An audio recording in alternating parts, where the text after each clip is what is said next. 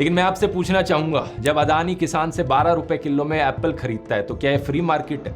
जब नियम बदले जाते हैं और 6 एयरपोर्ट अडानी की प्लेट पर सजा कर दिए जाते हैं तो क्या ये फ्री मार्केट है? देश में जो व्हाइट रेवोल्यूशन आई थी वो फ्री मार्केट की वजह से नहीं आई थी, सरकार की प्रोटेक्शनिज्म की वजह से आई थी, मिल्क कोऑपरेटिव्स की वजह से आई थी।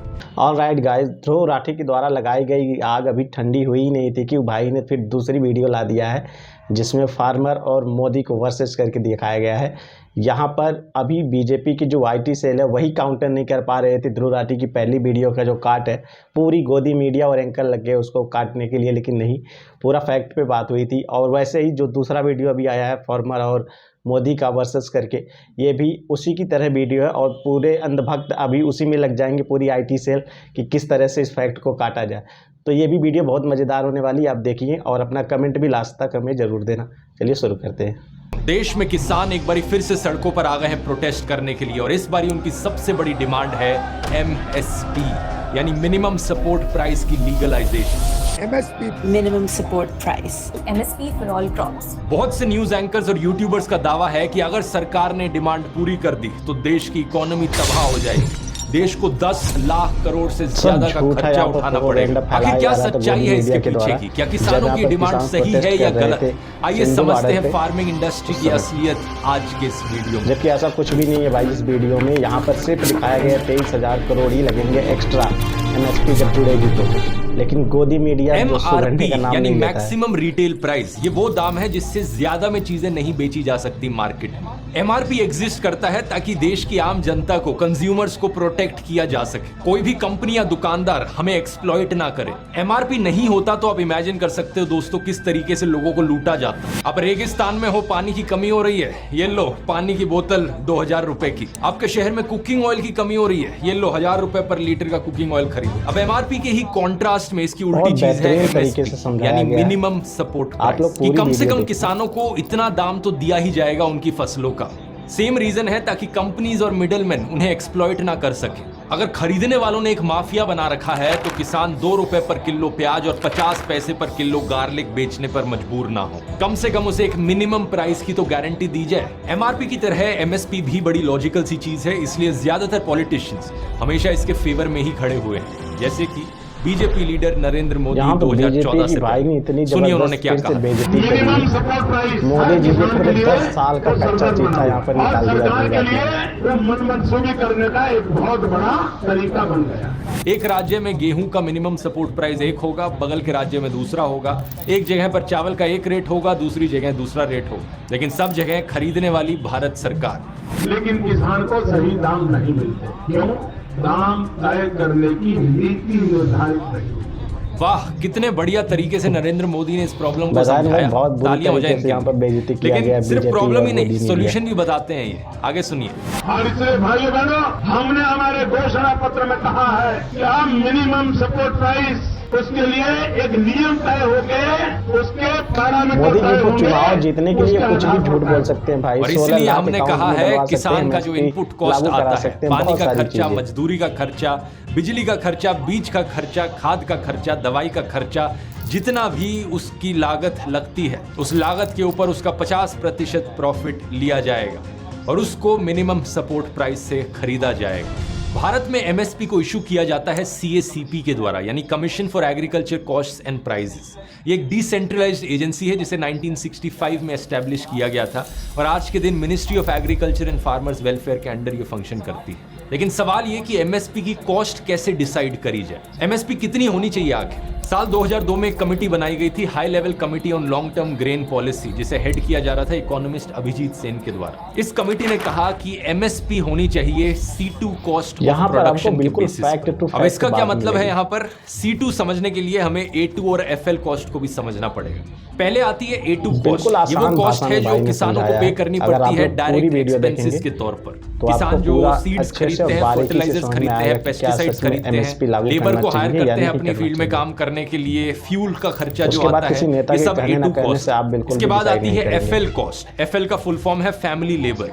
ये वो कॉस्ट है जो एक एस्टिमेटेड वैल्यू है अनपेड फैमिली लेबर का। मतलब एक किसान जब अपने खेत में काम करता है, अक्सर उसके परिवार के लोग भी उसकी मदद करते हैं खेती करने में। और क्योंकि उसके परिवार के लोग अपना समय लगाकर उसके काम में हाथ बटा रहे हैं, तो उनकी लेबर की भी तो कॉस्ट होगी। वो अपने समय में ये करने की जगह कोई और नौकरी भी कर सकते थे। नौकरी की उस अपॉर्चुनिटी को उन्होंने मिस किया। इस चीज को इकोनॉमिक्स में अक्सर अपॉर्चुनिटी कॉस्ट कहा जाता है। तो ये है A2 और FL कॉस्ट। CACP आज के दिन MSP डिसाइड करने के लिए A2 प्लस FL कॉस्ट को लेता है और उसका 1.5 टाइम्स कर देता है। इस तरीके से आज के दिन MSP डिसाइड करी जाती है। इसके बाद दोस्तों एक स्वामीनाथन रिपोर्ट आती है। सबसे इम्पोर्टेंट रिपोर्ट होती है 2004 में MS स्वामीनाथन नाम के इंसान नेशनल कमीशन ऑन फार्मर्स को हेड कर रहे हैं। शायद आपने इनका नाम ऑलरेडी सुना हो, क्योंकि ग्रीन रेवोल्यूशन के ये वन ऑफ द आर्किटेक्ट्स थे। 2004 से लेकर 2006 के बीच में स्वामीनाथन कमीशन 5 रिपोर्ट्स रिलीज करता है। टोटल में ऑलमोस्ट 2000 पेजेस की ये सारी रिपोर्ट्स थी। इसमें 5वीं रिपोर्ट के 246 पेज पर लिखा गया है MSP should be at least 50% more than the weighted average cost of production. अब कुछ लोग कंफ्यूजन जाहिर करते हैं कि स्वामीनाथन कमीशन एक्चुअली में C2 कॉस्ट की बात कर रहे थे या A2 प्लस FL कॉस्ट की बात कर रहे थे, लेकिन अगर हम पूरी रिपोर्ट को देखेंगे तो कोई कंफ्यूजन नहीं है। पेज 74 से लेकर 84 के बीच में डिटेल्ड डिस्कशन किया गया है कि कैसे ज्यादातर स्टेट्स में MSP C2 कॉस्ट को रिकवर नहीं कर पा रहा है, और अगर ये C2 कॉस्ट रिकवर हुई ही नहीं तो उन फसलों की किसान खेती करना ही छोड़ देंगे लॉन्ग टर्म में। ये 278 पेज की रिपोर्ट मिनिस्ट्री ऑफ एग्रीकल्चर की वेबसाइट पर मौजूद है। अगर आप देखना चाहें, इसका लिंक मैंने नीचे डिस्क्रिप्शन में डाल दिया है। इकोनॉमिक्स प्रोफेसर R रामाकुमार बताते हैं कि MS स्वामीनाथन ने जब इस रिपोर्ट को यूनियन एग्रीकल्चर मिनिस्टर के सामने पेश किया था, तो उस प्रेजेंटेशन की 22nd स्लाइड पर क्लियरली मेंशन किया गया था कि MSP की कैलकुलेशन करी जाएगी C2 कॉस्ट प्लस 50% के साथ। 28 सितंबर 2017 को तो MS स्वामीनाथन ने यह भी ट्वीट किया कि MSP कम से कम C2 प्लस 50% होनी चाहिए विद प्रोक्योरमेंट, स्टोरेज और डिस्ट्रीब्यूशन की कॉस्ट भी इंक्लूडेड। तो ये एक स्टेप और आगे चलेगा। पोस्ट हार्वेस्ट कॉस्ट की भी बात करने लगे। जब किसान अपनी फसलों को स्टोर करेंगे, उस स्टोरेज की भी कॉस्ट आएगी, उसको भी हमें अकाउंट में लेना चाहिए। ये चीज सिर्फ इस ट्वीट में ही नहीं बल्कि स्वामीनाथन कमीशन की दूसरी रिपोर्ट में भी मेंशन की गई।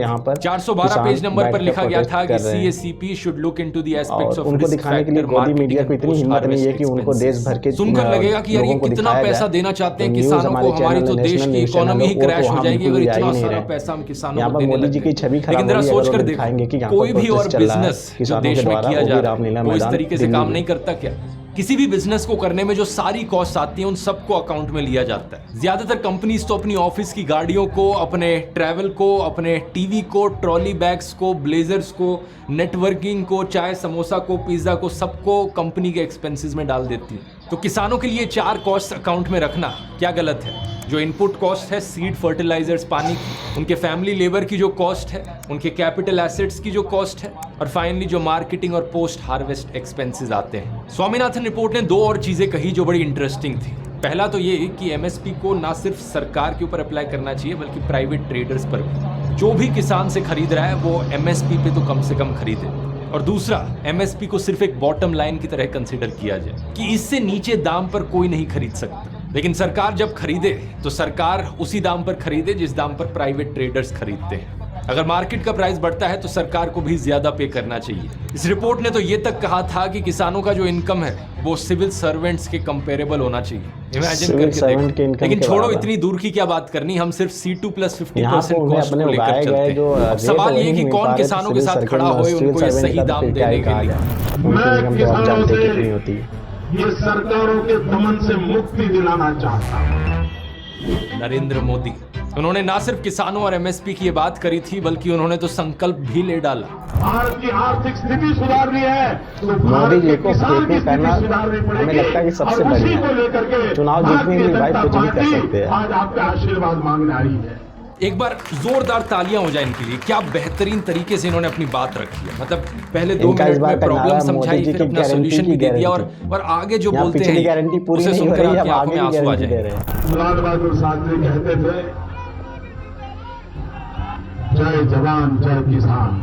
इन्होंने कहा, युद्ध के मैदान में जितने जवान मरे हैं उससे ज्यादा मेरे किसानों ने आत्महत्या की है, बेमौत मरना पड़ा है। और इसलिए मेरे भाइयों और बहनों, अगर भारत का जीवन बदलना है तो भारत के गांवों का जीवन बदलना होगा। भारत का जीवन बदलना है तो भारत के गांव का जीवन बदलना गलत पड़ेगा। मोदी जी, सच आप बताऊं पूरा दोस्तों, मेरे कुछ लिए लोगों ज्यादा का कुछ जीवन बोलने बदल को रहे हैं, बचा ही जैसे अडानी नहीं। अंबानी इतने का। बढ़िया तरीके यहाँ से भारत के नरेंद्र लोगों का मोदी ने जीवन का अपनी आपसे बात कोई लेना देना रखी। नहीं है। लेकिन इस वीडियो के बाद पहले क्या गरीबी हुआ? में थे, अभी भी जनता ने गरीबी में अपना है। अगर आशीर्वाद आपकी तो सरकार दे रहेगी दिया। तो आगे भी गरीबी में ही 2014 में रहेंगे। नरेंद्र मोदी यहाँ पर प्रधानमंत्री सिर्फ कुछ बन ही लोगों का गए। जीवन 2 बदल साल बाद सकता है। उन्होंने एक और बहुत बड़ा वादा किया कि 2022 में जब भारत अपना 75th इंडिपेंडेंस डे मनाएगा तब किसानों की इनकम डबल हो जाएगी। अब कुछ लोग कहेंगे भाई कोविड आ गया इसलिए मोदी जी ऐसा नहीं कर पाए, उन्होंने अपनी मेहनत तो पूरी करी। अरे कोविड के 2 साल निकाल भी दो, 2022 नहीं तो 2024 तक तो डबल हो जानी चाहिए थी। किसानों की इनकम डबल करने की जगह किसानों को MSP एट C2 प्लस 50% देने की जगह मोदी सरकार ने उल्टा क्या किया? 3 काले कानून पास किए, द 3 फार्म लॉज। इस पर मैंने पहले भी वीडियोस बनाए थे जब ये कानून पास हुए थे। एक वीडियो में तो ये भी आपको दिखाया था कि कितने अनकॉन्स्टिट्यूशनल तरीके से इन्होंने बिल पास किया पार्लियामेंट में। अगर ये लेकिन बिल उस दूसरी समय दिक्कत पास ये हो थी जाता कि ये तो बिल्स भारतीय जो एक्चुअली किसान में पूरी कॉर्पोरेट्स तरीके को से कितना बर्बाद हो फेवर जाते कर हैं। रहे थे किसानों के ऊपर। मोदी सरकार ने ऐसा नहीं है बाद कि में उन इसे वापस कानूनों के लिया आने था। से पहले ये एक किसान अच्छी बात थी। कॉर्पोरेट्स के साथ कॉन्ट्रैक्ट फार्मिंग नहीं कर सकते थे, ऑब्वियसली कर सकते थे। लेकिन उन 3 फार्म लॉज में जो लिखा था वो बेसिकली ऐसा कहने जैसा था कॉर्पोरेट्स को कि कहीं से कुछ खरीदो, कहीं बेचो, अपनी मंडी लगाओ, मजे ही मजे। सरकारी मंडी पर टैक्स होगा लेकिन प्राइवेट मंडी से टैक्स हटाओ। जिसे हम काला बाजारी कहते रहे उस तरीके की होर्डिंग करो, आर्टिफिशियल प्राइस राइज करवाओ, मजे ही मजे। ऑलमोस्ट हर चीज में बड़ी बड़ी कॉर्पोरेट कंपनीज को एडवांटेज दिया गया किसानों के कंपैरिजन। अगली रिपोर्ट हमें बताती है कि कैसे अडानी ग्रुप की कंपनीज चाहती थी कि देश के एसेंशियल कमोडिटीज एक्ट को रिपील किया जाए, क्योंकि ये एक्ट एक्चुअली में कंपनीज को रोकता था होर्डिंग करने से। अडानी ग्रुप क्यों चाहता था इस एक्ट को हटाना? शायद इसका कनेक्शन एक पुराने इवेंट से 2015 का दाल scam. In April this year, the price of arhar dal started spiking all of a sudden. The dal, which was available in the market for less than 70 rupees, started costing more than 200 rupees. 2015 में दोस्तों दाल का दाम 200 रुपए पर kilo पहुंच गया था। सरकार ने रेड मारी, 6077 रेड्स हुई, 70,000 टन से ज्यादा दाल को सीज किया गया जिसे इलीगली होर्ड किया जा रहा था। कौन इसका फायदा उठा रहा था? बिजनेस टुडे की रिपोर्ट को देखिए। कंपटीशन कमीशन ऑफ इंडिया ने रेड मारी ग्लेनकोर एक्सपोर्ट ट्रेडिंग ग्रुप और एडलवाइस ग्रुप के ऑफिसेस पर। एक इनकम टैक्स प्रोब करा तो पता चला कि ग्लेनकोर, एडलवाइस और ETG मेजर प्लेयर्स थे इस पल्स प्राइस रिगिंग केस में। और फाइनली अब इस EPW रिपोर्ट को देखिए। ग्लेनकोर का इन्वेस्टमेंट था ETG ग्रुप के ETC agro processing India private limited में, और अडानी ग्रुप का कनेक्शन था ग्लेनकोर के साथ एक जॉइंट वेंचर के जरिए केम ऑयल अडानी प्राइवेट लिमिटेड। तो सिंपल सी बात है दोस्तों, जब दाल 200 रुपए पर किलो में बिक रही थी, आम आदमी को नुकसान सहना पड़ रहा था, किसानों को फायदा नहीं हो रहा था, बल्कि बीच की कुछ कॉर्पोरेट कंपनीज को फायदा हो रहा था। और सरकार को ऐसे केस में क्या करना चाहिए था? एंटी होर्डिंग लॉज को और स्ट्रिक्ट बनाया जाए या और रिलैक्स कर दिया जाए ताकि कंपनीज के लिए होर्डिंग करना और आसान हो जाए। ऑब्वियसली और स्ट्रिक्ट बनाना चाहिए था उन्हें, लेकिन सरकार लेकर आई ये 3 फार्म लॉज। कुछ लोगों ने फार्म लॉज को जस्टिफाई करने के लिए कहा कि देखो स्वामीनाथन रिपोर्ट ने भी मेंशन किया था कि एग्रीकल्चर सेक्टर को लिबरलाइज करने की जरूरत है, मार्केट रिफॉर्म्स लाने की जरूरत है। ये बात सच है। स्वामीनाथन रिपोर्ट को अगर आप देखोगे 5th रिपोर्ट के पेज नंबर 31 पे लिखा हुआ है कि कैसे स्टेट APMCs के रोल को रिव्यू करने की जरूरत है, हमें एक सिंगल इंडियन मार्केट की तरफ बढ़ने की जरूरत है। फार्म लॉज लाते वक्त भी सरकार ने कहा था 1 नेशन 1 मार्केट, लेकिन प्रॉब्लम यहाँ डिटेल्स में आती है। ऊपर से जो मार्केटिंग की टर्म्स है इन्हें तो किसी भी तरीके से तोड़ मरोड़ के यूज किया जा सकता है। The devil is in the details. लेकिन स्वामीनाथन रिपोर्ट ने जब MSP की बात करी थी, C2 प्लस 50% फॉर्मूला की बात करी थी, फार्म लॉज में उन्हें कहीं नहीं लाया गया था। पर अब जानते हैं क्या, जब प्रोटेस्ट दोबारा शुरू हुआ है तो उस ओरिजिनल डिमांड के लिए हुआ है जो नरेंद्र मोदी ने 2014 में करी थी। MSP की लीगल गारंटी, किसानों को उनका सही दाम मिलना। लेकिन MSP की डिमांड अगर नरेंद्र मोदी करे तो सही और किसान करे तो ये गलत हो जाती है। हिपोक्रेसी की भी सीमा होती है। 20 फरवरी के इस आर्टिकल को देखिए। सरकार ने 177 से ज्यादा सोशल मीडिया अकाउंट्स को बैन कर दिया सिर्फ इसलिए क्योंकि वो किसानों के हक की बात कर रहे थे। जब इन अकाउंट्स को बैन किया गया तो ट्विटर ने एक पब्लिक रिप्लाई भी दिया था, हम सरकार के ऑर्डर को सुनकर अकाउंट्स बैन कर रहे हैं, लेकिन जो सरकार कर रही है वो गलत है, फ्रीडम ऑफ एक्सप्रेशन के खिलाफ जाता है। किसान एकता मोर्चा का जो पेज था उस पर 5 लाख फॉलोअर्स थे, 2 साल से बैंड पड़ा है, वो पिछले फार्मर्स प्रोटेस्ट में बैन किया था। ट्विटर पर बहुत से जर्नलिस्ट और यूजर्स का ये कहना है जब जब उन्होंने फार्मर्स के फेवर में बात करी सरकार ने उनके अकाउंट्स को बैन कर दी। और जब मैं अपने वीडियो में कहता हूं कि देश डिक्टेटरशिप की ओर गिरता जा रहा है तो कुछ लोग कहते हैं ना भाई ना, देश अभी भी डेमोक्रेसी। बताना कौन सी डेमोक्रेसी में आपने सुना है कि जो लोग किसानों के फेवर में बात करें सोशल मीडिया पर, उनके मास स्केल पर सोशल मीडिया अकाउंट्स बैन कर दो। मैंने तो ऐसा किसी डेमोक्रेसी में होते हुए नहीं देखा। यहाँ पर यह भी मेंशन करना जरूरी है कि स्वामीनाथन रिपोर्ट के अनुसार एमएसपी इकलौता सेफ्टी नेट नहीं था किसानों के लिए। उस रिपोर्ट ने यह भी मेंशन किया था कि किसानों को एम्पावर करने के लिए हमें देश भर में 50,000 से ज्यादा फार्म स्कूल्स बनाने चाहिए, नए इनोवेशन के तरीके सिखाने चाहिए किसानों को, नॉलेज के थ्रू एम्पावरमेंट करनी चाहिए।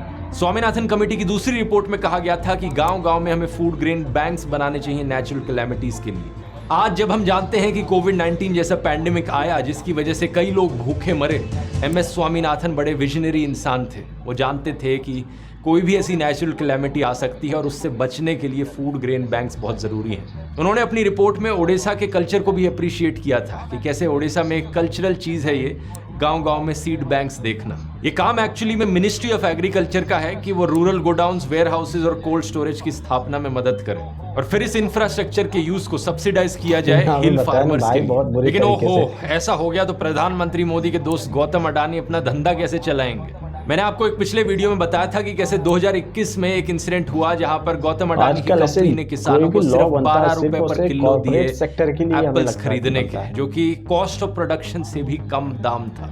जो मैक्सिमम उनकी कंपनी ने पे किया वो 72 रुपए पर किलो था फॉर प्रीमियम 100% कलर एप्पल्स। और इन्हीं एप्पल्स को जाकर मार्केट में 250 रुपीस पर किलो में बेचा गया। एक किसान डिम्पल पंजदा ने दवायर को बताया कि कैसे अडानी ने ए ग्रेड एप्पल साल 2011 में 65 रुपए पर किलो में खरीदे थे। 10 साल बाद सिर्फ 7 रुपए पर किलो दाम नहीं मिल पाता है एप्पल्स को खरीदने के। ऐसा क्यों? क्योंकि स्वामीनाथन रिपोर्ट के अनुसार जो सफिशिएंट कोल्ड स्टोरेज फैसिलिटीज बनानी है किसानों के लिए वो बनाई ही नहीं गई। अगर किसानों के पास सही जगह नहीं होगी स्टोरेज की तो या तो उन्हें अपनी फसल बेचनी पड़ेगी या फिर वो सारे एप्पल्स बर्बाद हो जाएंगे। देश भर में ढेर सारे किसानों को इसी तरीके से ब्लैकमेल किया जाता है। डिम्पल पंजदा का तो ये भी कहना था कि उनके एनजीओ को पता चला कि कैसे अडानी को जमीन बहुत ही सस्ते दाम पर दी गई शिमला के डिस्ट्रिक्ट के कई जगहों पर 3 कोल्ड स्टोरेज सेंटर्स बनाने के लिए। अब किसानों की हालत समझ रहे हैं दोस्तों देश में। आज सरकार ने एमएस स्वामीनाथन जी को भारत रत्न का अवार्ड तो जरूर दे दिया है, लेकिन अगर कोई किसान बात कर ले स्वामीनाथन रिपोर्ट को इंप्लीमेंट करने की तो उनकी आवाज दबाई जाती है, टीयर गैस के गोले फेंके जाते हैं उन्हें।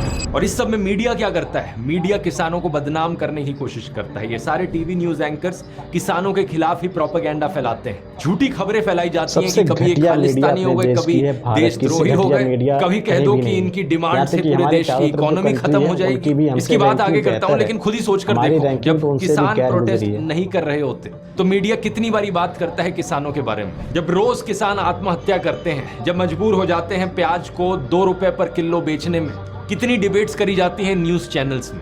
यूट्यूबर रमित वर्मा ने 202 डिबेट्स को एनालाइज किया 4 हिंदी न्यूज चैनल्स की। आज तक न्यूज 18, जी न्यूज और इंडिया टीवी, इन 202 प्राइम टाइम डिबेट्स में से कितनी डिबेट्स किसानों के ऊपर करी गई, बेरोजगारी यूथ के ऊपर करी गई? जी उनके जो आका हैं वो नाराज हो जाएंगे ना, तो अपने आका को थोड़ा कोई नाराज करेगा ऐसी डिबेट करके। ये लोग इतना झूठ बोलते हैं कि जिस न्यूज आर्टिकल का ये इस्तेमाल करते हैं झूठ बोलते वक्त, वो भी उसी सेकंड इनके झूठ को पकड़ लेता है। 10 लाख करोड़ इस मिस इन्फॉर्मेशन।